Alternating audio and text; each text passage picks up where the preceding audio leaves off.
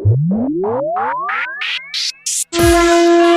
से बोलो लक्ष्मी मैया की।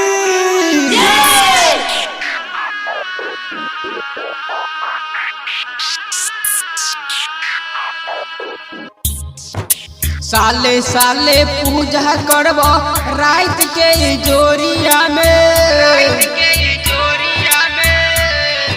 साले साले पूजा करब रात के जोरिया में। रात के जोरिया में कार्तिक महीना पूजा करबो लक्ष्मी मैया। कार्तिक महीना पूजा करबो लक्ष्मी मैया। कार्तिक महीना पूजा करबो हे लक्ष्मी मैया। कार्तिक महीना पूजा करबो हे लक्ष्मी मैया। कार्तिक महीना पूजा करबो लक्ष्मी मैया। कार्तिक महीना पूजा करबो लक्ष्मी मैया। प्रेम से बोलो लक्ष्मी मैया की। झिटकी बाजार मधुबनी। बेटा दुलरुआ पर फेरी द नजरिया। भेलौ कवन गलती मन सपुरई तो हे देवी मैया।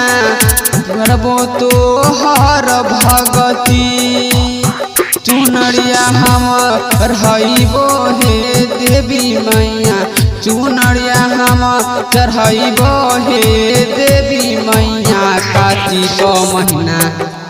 कार्तिक महीना पूजा करबो देवी मैया। कार्तिक महीना पूजा करबो देवी मैया। बोलो लक्ष्मी मैया की।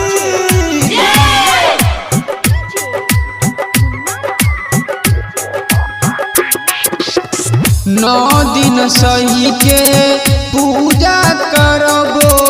सुन लेना हमार दुख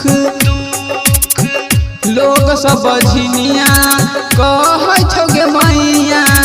कलियो कवन कसूर नूनू सोनू गाबै छौ तोहर भजनिया।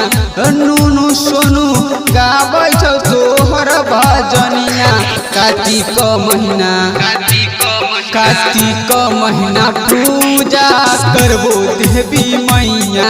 कार्तिक महीना पूजा करबो देवी मैया।